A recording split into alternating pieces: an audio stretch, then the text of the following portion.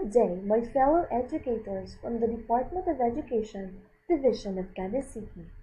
I am Miss Gwen Hiponya from Tiglawigan National High School, and I am here to present to you the Contextualized Weekly Home Learning Plan, or the WHLP.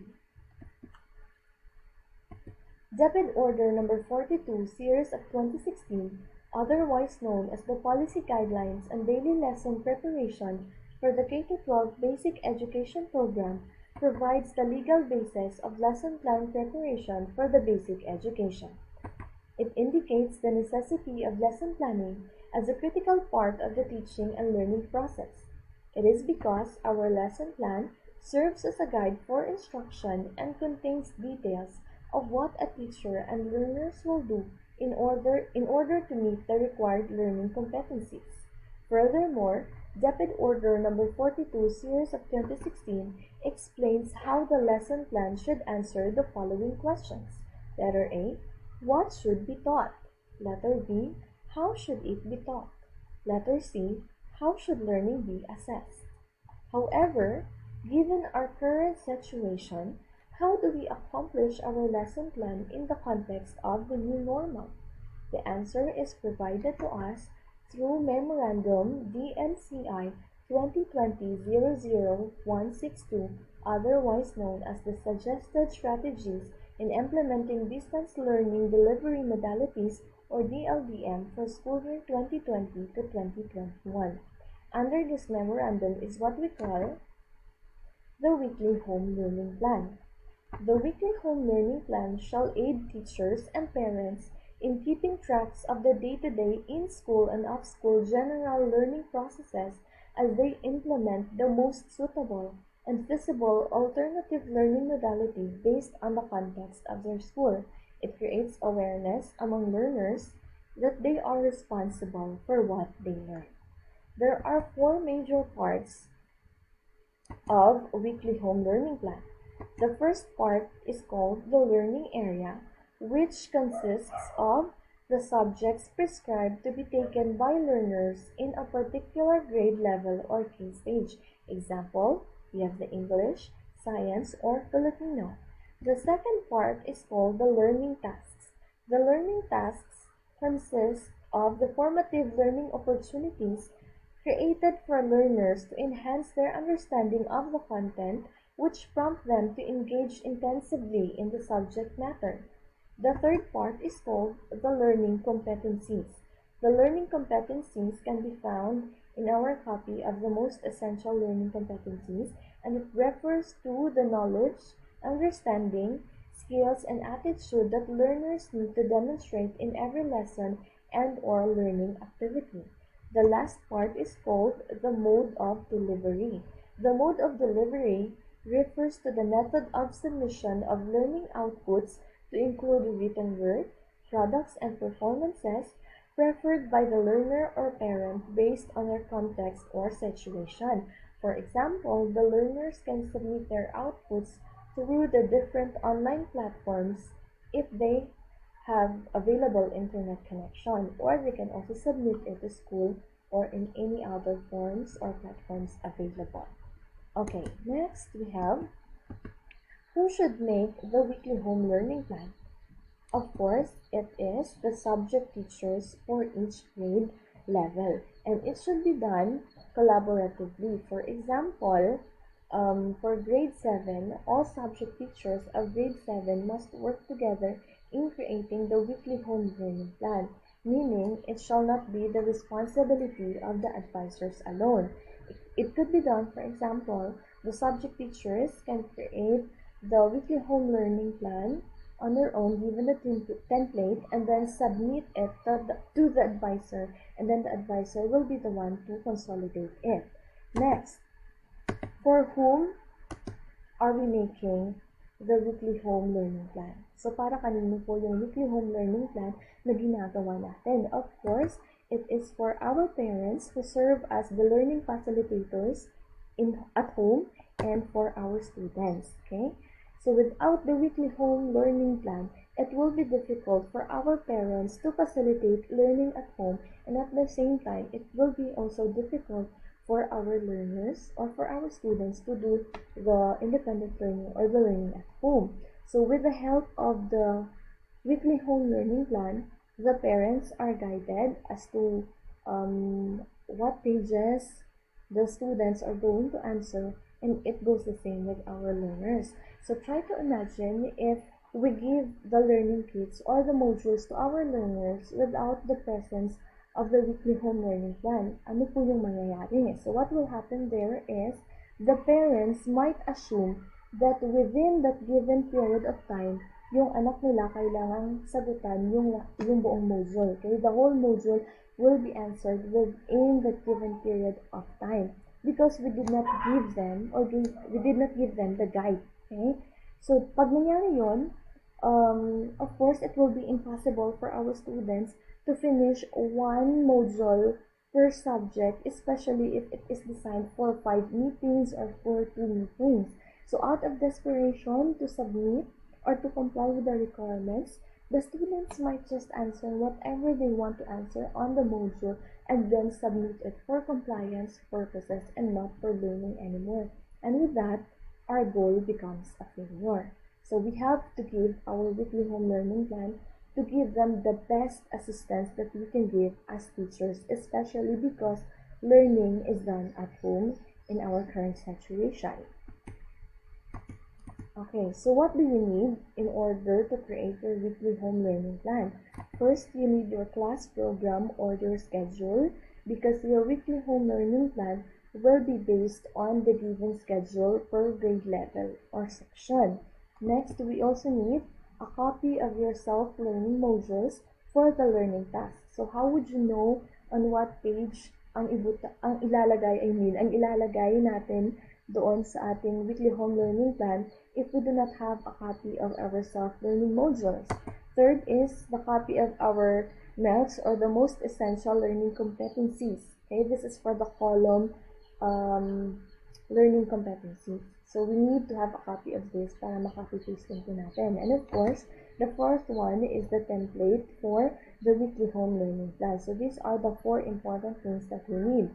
But in the contextualized version, we might also need the contact details of the subject teachers and the advisors and the list of the modalities provided or available for each school.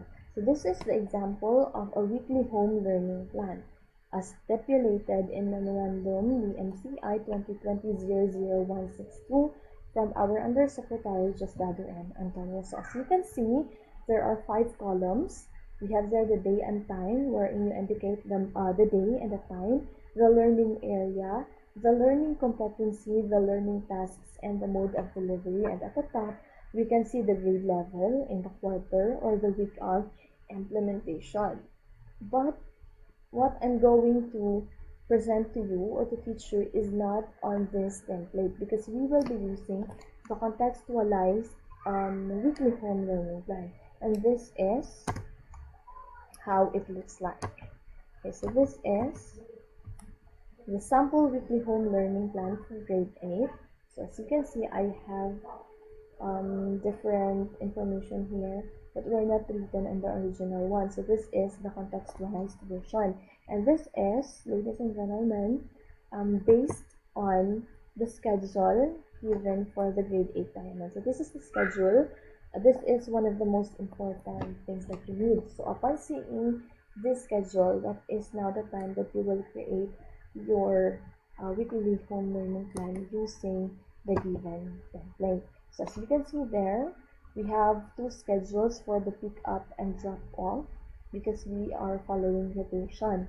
Okay, now we have here on the sample weekly home learning plan for grade 8, we have here the grade and section, grade 8 diamond, the modality, the advisor, which were not found in the original version. So we just added it here. Okay, so dinagdag po namin yung nandito sa taas. And of course, the modality online modular, this is for the section which shows online and modular. So we paired it with modular in case that internet connection is not available or becomes slow. So if the internet connection becomes slow, probably or most probably what will happen is maapektuhan yung schedule nila sa pag-aaral nila. So, paano pa nila magagawa yun? That's why we paired it with modular. So, if the internet connection is not available, they can do it through the modular approach.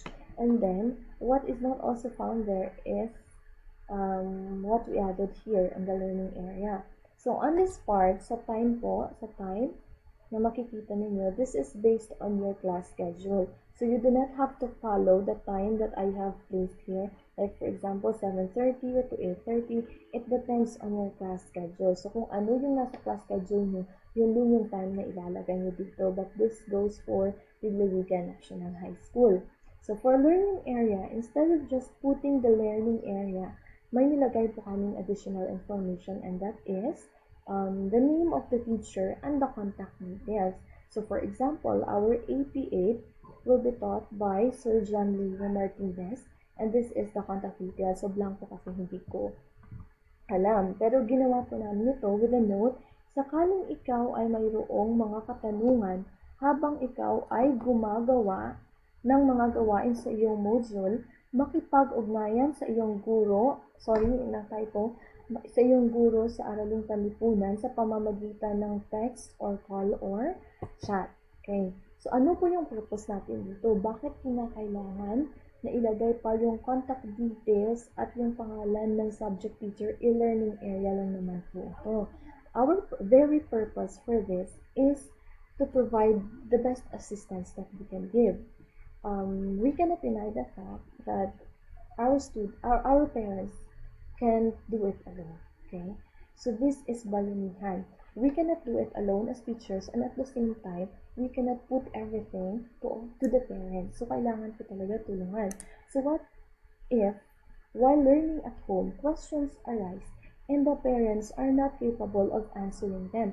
Paano po pag nangyari yun? Na may mga katanungan yung bata, tapos hindi po magawang sagutin ng ating mga parents. Tapos walang nakalagay na contact details. So, para mas madali, nilagay na lang po namin sa plan. Since this will be their guide, mas madali nilang makikita. So, if the students or their children have question, automatically they raise it to the subject teacher through the given contact details, which could be through call, through text, or through chat. So, pwede po nilang gawin yun. And that is the essence of the contact details. And at the same time po, on this period, 9:30 a.m. to 11:30 a.m., we are telling the parents na sa ganitong oras, while the students are learning at home, while the students are answering the module in AP8, in this period, hindi po natutulog si teacher.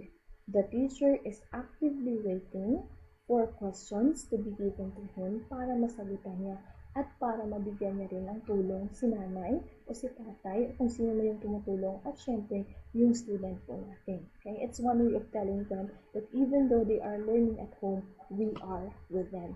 And then we have also here, mode of delivery. Kung ikaw ay may access sa internet, so pwede mong ipasa yung mga outputs mo sa iba't ibang online platforms. So ito po yung ginagamit namin ng LMS. We have the Google Classroom. Ilalagay na po dito yung link. And then we have here the Hub Human Portal, the theme for the Araling Panlipunan 8, and then pwede rin ipasa sa Messenger, sa GC ninyo, or through private message, or pwede rin po sa email address na ibibigay ng teachers. Kung walang kakayahan na i-access ang online platforms, the parents are allowed to submit it on the given schedule. So, bibigyan po sila ng schedule kung saan susundin nila yung drop-off and pick-up schedule. Okay, doon po nila isasubmit yung output. So, baka po magtanong kayo, bakit po meron ditong blank? Bakit walang sagot yung learning competency at learning task? Okay? Dahil po hindi ako nagtuturo ng AP8 dito. So, yung gagawa po dito kung sino po yung teacher dito. So, punta po tayo doon sa talagang tinuturo po. So, para makita mo natin. So, this is, before po that, we can see here, hand washing activity and before and after lunch. So we have added it on our schedule and on the learning plan para alam talaga ng bata and ng parent that at this period they have to perform the hand washing activity before lunch and after lunch, and also the toothbrushing activity. We are in the time of pandemic, And hand washing activity is not for a specific age. Kailangan po ng lahat ng to at mas kailangan talaga. So hindi natin kailangan magtanong, bakit lalagyan pa niya? Mas kailangan lagyan yan para mas ma-encourage natin yung ating mga estudyante at yung parents na gawin yung hand washing activity at home. So it becomes a habit even at home, especially po ngayon na may pandemic.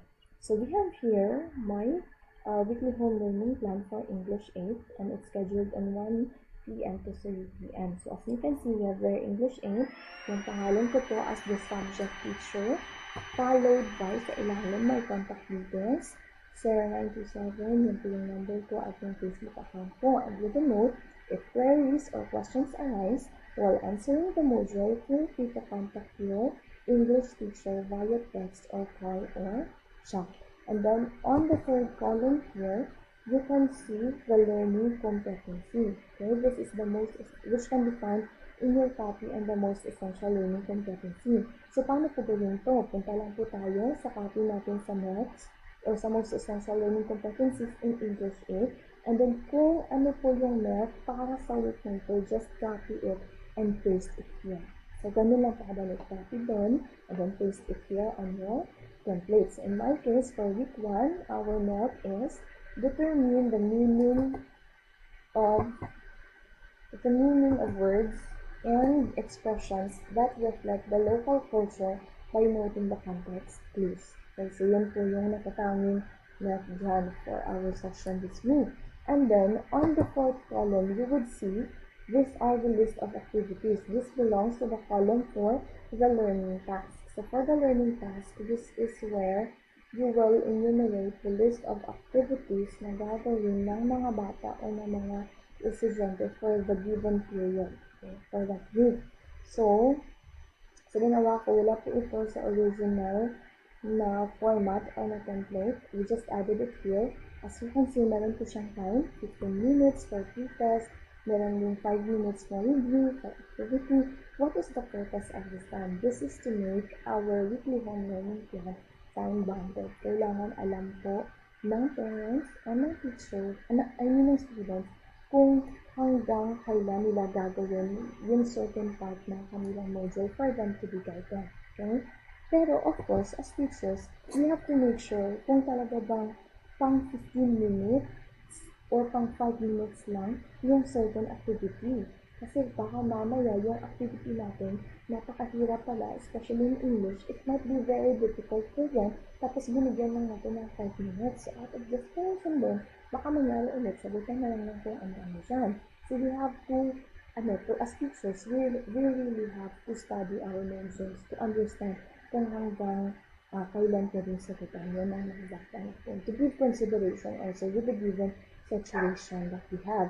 Okay, so for example, meron po dito pre-test. Since yung modality here is online and modular, what I did here is for pre-test, nilagay ko is letter A and B. For letter A, pag meron silang internet access, pwede nilang sagutan yung pre-test na ito gamit yung ganitang link. Pag tinatamad silang magsulat at meron naman silang smartphone at internet, at syempre online sila, so ganito yung gagawin nila. But if wala silang internet connection, hindi pwedeng hindi sila makagawa nito. Pwede pa rin. Paano yun? They will answer the pre-test found on page 2 to 3 of their module, and then they will write their answer on a separate sheet. So, ganito yung gagawin nila. That is why, as subject teachers, we have to specify kung anong page ba sasagutan nila, kung anong page ba nila sasagutan yung module nila. Baka mamaya hindi mo nilagay dyan, mahirapan sila. It would take them so much time to find the pre-test. Hahanapin pa nila, mamaya naubos na yung 2 hours kakahanap kung nasaan na yung pre-test na yan. Kaya mas mabuti na na-specify. For every activity, we have to put the time, kung hanggang kailan, and then we also have to put the pages to specify kung saan ba talaga nila hahanapin yung activity na yan at then sasagutan. And then instruction also kung saan nila sasagutan. Example, write your answer on a separate sheet kasi baka mamaya magtatanungan yan. sasagutan sa module to be specified. Since this is a guide, mas mabuti na clear at kompleto yung instructions natin. Then we have here the review for 5 minutes. It's the same. Pag may online sila, ito yung link. Pero pag wala po silang internet connection, they can do it through the use of their modules. And then, sa ginawa ko dito, based on the time I have allotted for activities, I have decided to cut until what's more. So hanggang what's more lang sila na activities. So sa kanilang module, yung sasagutan nila hanggang 13, sa ika-13 na page lang po. Okay? So hanggang dyan lang. Bakit po ganito? Kasi nakita natin, pag inad natin ito yung mga time na ito na allotted, it will become 2 hours. So hanggang dyan lang sila sasagot. This is the beauty of the weekly home learning plan. Pag walang weekly home learning plan, sasagutan nila lahat ng yan, ng module na yan, tapos pag wala ng oras, kukopyan na lang sa classmate o kung ano yung gusto nilang ilagay dyan. So because of this, nakita ko hanggang analysis lang, so cut ako dyan. Then, ipagpapatuloy ito, they will continue answering this for the next week. Okay? And then, sa ilalim, meron din instruction, if you have an internet access, you can also view and accomplish these assigned activities in our Google Classroom for Grade 8 English. So, for example, this weekly home learning plan is for those students who chose modular approach. Of course, i-delete lamang po natin yung mga online links kasi hindi available sa kanila. So, instead, for the learning task, kukopyahin lang natin doon. We will open the module. Pag open natin sa module, example pre-test is on page 2. Ilalagay lang natin dito, answer page 2 of your module. Or ilalagay natin, and do the following. Bullet 1, answer page 2 to 3 of your module. Then, lalagay natin ulit, answer or accomplish page 5 to 6 of your module, followed by read and understand the paragraph found in page 6 to 7 of your module. So, ganun lang kadali. Tapos, lalagyan natin dito ng time slot. Okay, ganun lang. So, time and pages are very important in this column. So, this is the weekly home learning plan. And it goes the same with the different subjects. Ganun din po sa subject sa Filipino, sa AP. So, kaya, kinakailangan meron tayong template per subject. Tapos, i-fill out na lang ng subject teacher. Then, isa-submit sa ating advisor. And then, yung advisor natin, yung magko-consolidate nito to make it into one form. And that's what they're going to print and submit it. Ibibigay kasama sa kanilang mga modules. On top of the modules, nandun yung class schedule at yung weekly home learning plan na tutulong sa ating parents at sa ating students. So, as a summary, before that, hanggang dyan po, masyado siyang mahaba kasi lahat ng subject areas. Okay, so as a summary, gusto ko lang sabihin that in making our weekly home learning plan, we again need a copy of our self-learning module para alam natin on what page and what activities are we going to put on the column for the learning task. And we also need a copy of our most essential learning competency for our subject area para alam natin what to put on the learning competencies. Okay? So, if we have the template, mas madali lang siya kasi copy-paste lang po tayo.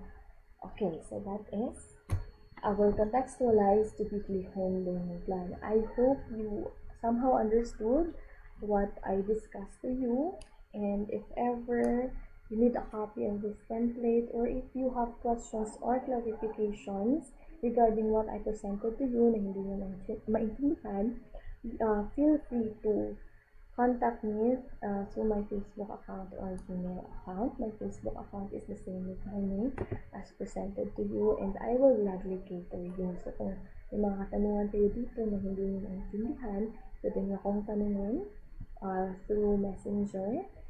Gamit yung Facebook account ko na ito. So magtanong na po kayo and I will cater all your questions. So thank you so much. Again, this is Miss Juaniponia from Tiglawica National High School, and this is our contextualized weekly home learning plan. Good day.